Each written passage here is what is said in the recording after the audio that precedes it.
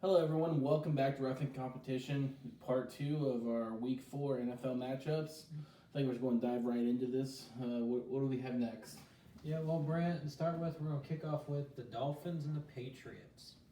Now, in this one, we see the Patriots rolling in at 1-2, and the Dolphins coming in surprisingly 3-0. The Patriots are coming off of a huge loss to the Lions where they just got beat around. I mean, it wasn't even a competition for the most part. In the Dolphins' case, kind of wondering, is this Dolphins team for real? I mean, 3-0 out of the gate, but the questions seem to be their competition. What's your thoughts on it? I think the Patriots right the ship here in this game. I don't think the Dolphins has faced very good competition these first few weeks. And I think with this being their first real test, I do think the Dolphins are pretty good. Yeah. I mean, you have to be decent to be 3-0 at Yeah. this point. But I just think the Patriots are still the class act of the AFC East, and I think they're going to improve that this week. So you're going with the Patriots? Yes, I am going with the Patriots 100%. Gotcha. I'm not too far off base with you either. I'm taking the Patriots as well. I mean, let's face it, Brady and them have struggled here early on. I mean, 1-2 out of the gate, they really got manhandled by the Lions, but they always bounce back after these types of matchups. And they're not going to let the Dolphins pull away any further. 3-0 isn't much safe for the Dolphins. That competition's weak. Raiders, Jets, they ain't won anything impressive. They're not winning it now. Patriots going to win big. And I think we need to keep an eye on the Patriots offense in this one. I think Michelle has a nice day running, and I think Dorsett and Gronk really set the tempo in the passing game. I think I'm going with Dorsett for my fantasy watch this week. Dorsett? Mm-hmm. Well, that's we'll move on to the second matchup. Jets versus Jags. Now, coming in this one, the Jags are 2-1 coming off that tough loss to the Titans. I mean, ugly game, didn't get the offense going, nothing there. And the Jets, we don't really know what to make of the Jets right now. They're 1-2. But they're kind of back and forth each week. What's your thoughts? I think the Jags are going to get back into that win column this week. I think with Fournette coming back this week, I do think they're going to get that running game going and take the ball out of Bortles' hands and let Fournette dictate that game. Yeah. And with that Jags defense, they don't have to score very much to win the game. Yeah. So you're going with the Jags in this one? I'm going Jags again, 100%. Yeah. Yeah, I'm not too far off page there either. I mean, let's face it. Yeah, the Jags did struggle last week with the Titans. It's a rivalry game. No run game for the Jags. Really messed with their tempo. Yeldon was banged up. Fournette was out. They'll right the ship this week. That run game will have a huge day. Darnold, we're going to see what he is. I mean, he's got a 5 interception to 3 TD ratio here. That's not good. It's not good. He turns over it a lot. Let's see if he can protect the ball a little bit better. And the Jags probably isn't where he starts that trend. So with the Jets and Jags out of the way, we'll move on to the Browns and the Raiders. Browns getting that first win in over 600 days last week by beating up the who did they have? They had to come back from the Jets. Just spoke of the Jets. Sorry on that blank. But what are you thinking here whenever we look at the Browns and the Raiders? I think Baker Mayfield goes 1-0 as a starter. Really? I have the Browns winning this game. I don't like the Raiders. That I don't think John Gruden has them where he needs them to be at. I do think he will get them there. Yeah. But to think that he's going to get in there in year one's kind of crazy. And I do think Browns has something there with Baker. Yeah. I think Baker goes off for 300 yards and a couple scores. Man, you're big on Baker. Yeah. Which I understand. He had that big comeback last week. Me, I'm not going to change course much here either. I got the Browns winning as well. Kind of similar philosophy. I think we saw Baker do well. I don't think Gruden has the Raiders in a good spot. I mentioned last week I thought the Raiders' pass game would get going. First quarter, it looked huge. Jordy going for over 100 yards. That was a nice call by me. But he tailed off. He only had 20 yards after that first quarter. I mean, you have 4 for 151. You go, oh, my God, that's huge. Not when 130's in the first quarter. I mean, that's a bad sign. Carr's at a 2 TD, the 5 interception ratio. He's not protecting the ball either, much like Darnold did for the Jets. On the Browns side, Baker's going to be awesome. Hyde, though. I think you watch Hyde in this one.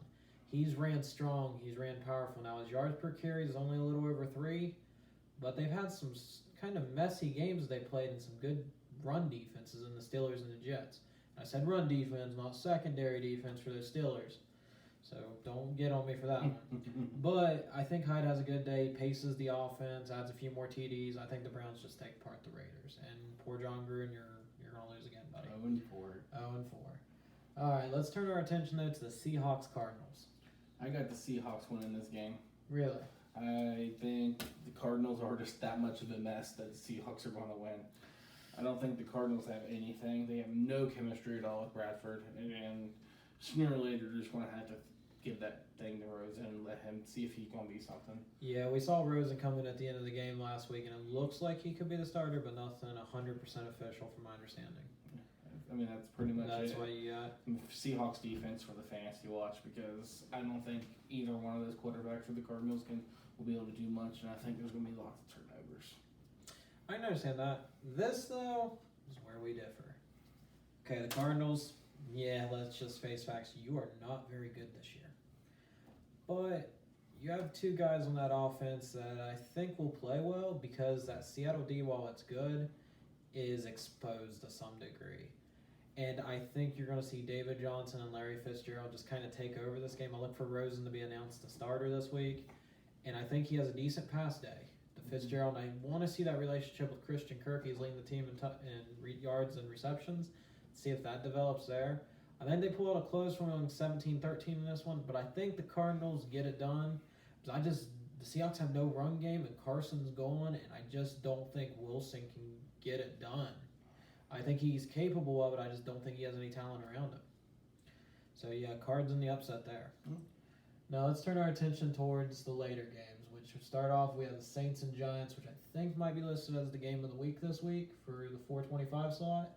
So, Brant, we got Saints Giants rolling in. Saints coming off of that big overtime win against the Falcons. Giants getting it done against the Texans. What's your thoughts here? I'm going to go with the Saints here. Saints? Saints. Drew Brees is playing lights out right now. He's playing like he always has, I guess. Yeah. He's about to break all the records, and he doesn't look like he's going to stop. Yeah. And I just think Drew Brees just picks apart the Giants' defense, and I just don't think Barkley and Odell Beckham's enough to let them get going. Yeah, without Ingram, that's going to be a little tough for them on offense. Yeah, in my case, I'm not going to switch it up much either here. Now, I will say, play everything you got on offense. You got Odell, put him in. You got Eli Manning, no, only play him in a 2-quarterback league. Breeze, though, play him. Thomas, Kamara, play them all, because this is going to be a shootout, I think, on both sides of the field. And I think we're going to see a high-scoring game, but the Saints are going to pull away. I mean, over 40 points in 2 of their 3 games this year. Makes that Browns game look really good for the Browns, because they held them under 20. I mean, that makes that defense look stellar. I think Saints get it done. I think you just kind of watch both offenses here. I mean, really no one to ignore. And I think it'll just be enough to get it done. Little secret fantasy, though. Watch the Giants kicker. He's going to get a lot of attempts without Ingram in there.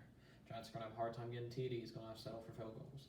Drew Brees is going to be my fantasy watch this week, but I think he's always going to be on the fantasy Yeah, watch. he's always going to be on it. Let's just say it's like Aaron Rodgers. You just go and write it down. All right, now we're definitely turning to some of the better games here. Well, we thought it was going to be better. 49ers versus Chargers. 2 days ago, this looked like a good matchup. Garoppolo against Rivers, battle in California. Garoppolo's done. C.J. Beathard is going to be the starter. Which, with that said, what is your thoughts here, Brant? Chargers? 100%.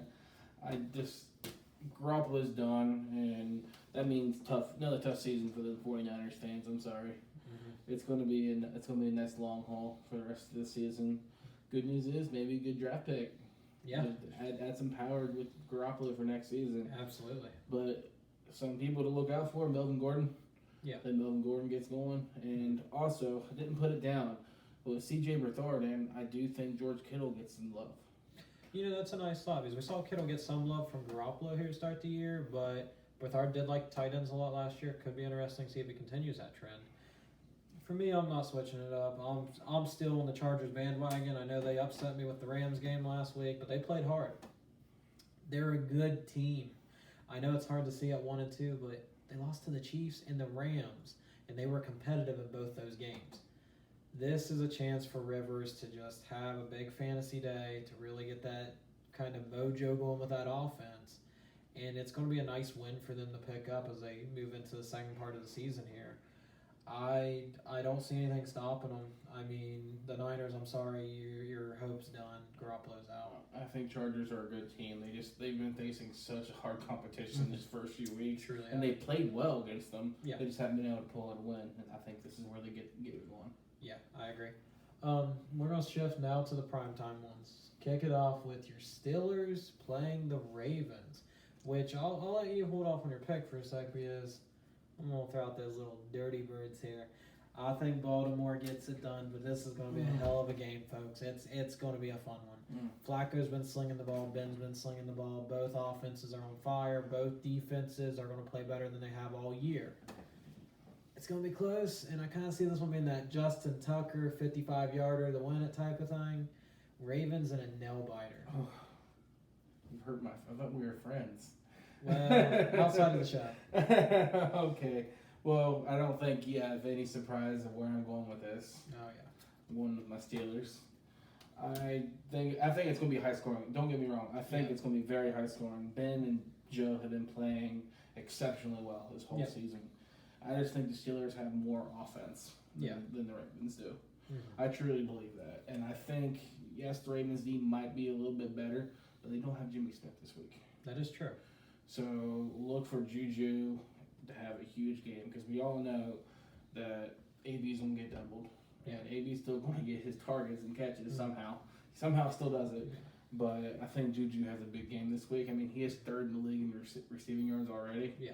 And as a second-year player, that's pretty good. Yeah. Yeah, I mean, definitely a lot of upside there with that Steelers offense. I know the defense has had its problems, but Ben will keep them in games, and it'll be probably a good year for them once everything shakes out. Now, with that said, since we got those out of the way, let's look at this last one. Honestly, folks, it's the Chiefs versus the Broncos. I'm not going to spend a lot of time here because, let's face it, we both rocking the Chiefs. They are the class of the NFL right now, proving it each and every week. Thought last week they might hit some hiccups. No, they just steamrolled Niners. Until someone can show that they can stop Patrick Mahomes, I'm going to continue to keep riding with the Chiefs right now. They are the hottest team I have seen starting out a season. Yeah, I'm in the same boat. I mean, now this could be the same old Chiefs. We've seen them start hot before. Usually about this time of year, they kind of fall apart, and I don't think that starts here this week. Maybe let's see who they play next week. I think the Broncos will try the fight. There's just Case Keenum's not got enough offensive juice to really keep them close. This game could be a shootout because Chiefs defense isn't that great. But true.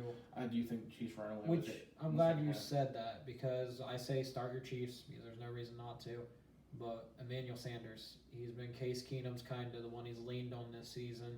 We saw him run for a touchdown last week. He's had tons of catches, tons of yards. Play him. I have Sammy Watkins here because I think Tyreek's going to be double covered most of the game. That's a good thought process on that. Yeah. Now, this wraps up our part 2 of Week 4 matchups.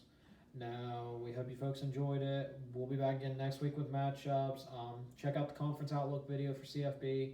And we're looking at the Big 12 this week. We'll be looking at a couple conferences later this week and into next week as well. Give us your feedback on there. Tell us if we're crazy. Tell us if you agree. And just honestly keep liking us, following us. And we do have one last thing here I believe that my Steelers co-host would like to share. I believe, yes. Yes, I have taken down the price on the Le'Veon Bell jersey. Yes. So please send me some offers on this. Hey, this is about to be a one-of-a-kind jersey once he's traded here in a couple weeks. Mm-hmm. Definitely buy it up. All right, but guys, we thank you for your time. Hope you enjoy it. Please give us feedback. Continue to watch it. Continue to like it. Continue to share it. Follow us on Twitter. Follow us on Facebook. We need that support. Yeah. Well, I think that's about it. Yep, I think we're wrapped up. Thank you, guys. Thank you.